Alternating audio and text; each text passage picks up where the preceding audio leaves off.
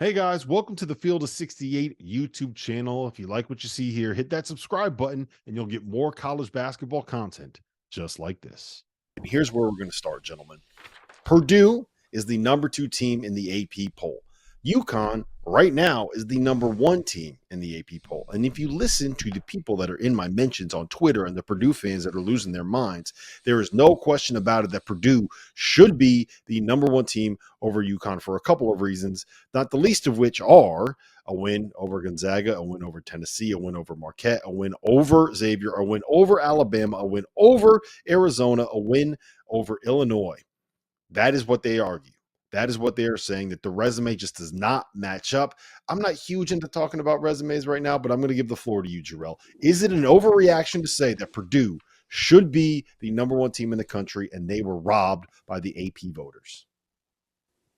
Absolutely. I think they got it right. I think UConn should be 1, and even with the great resume that Purdue has, this isn't the old school, BCS computers, man.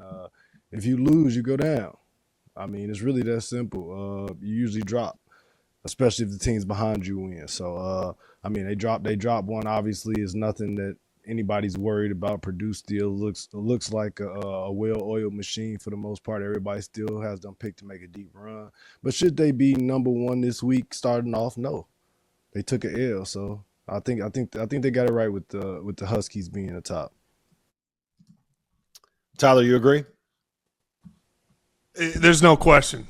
You take an L, you got to slip. And if you watch UConn play, then you watch Purdue play.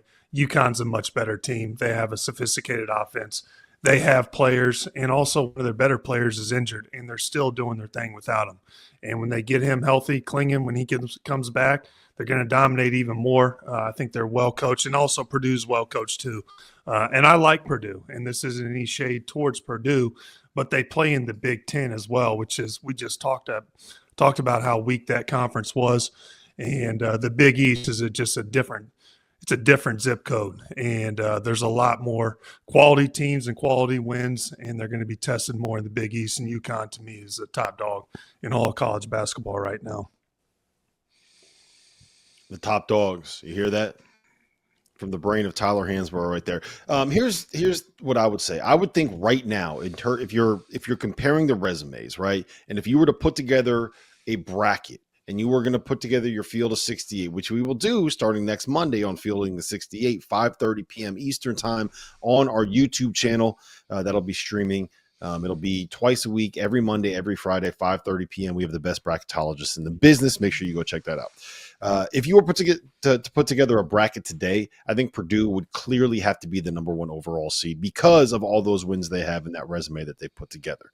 What I would argue is that UConn is the team that should be the betting favorite to win the national title as of today because of the fact that they have one of the best records in the sport and that they put together these wins. And we've seen them go out and handle, a North Carolina team fairly easily in Madison Square Garden. They've beaten Gonzaga in what was basically a road game, and they are 5-1 in the best conference in the sport.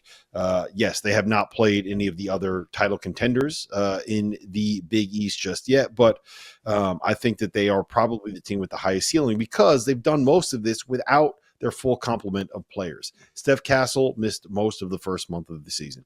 Donovan Klingon didn't really get healthy until he got into the middle of December, right before he injured his foot, and he has obviously missed the last 5 games.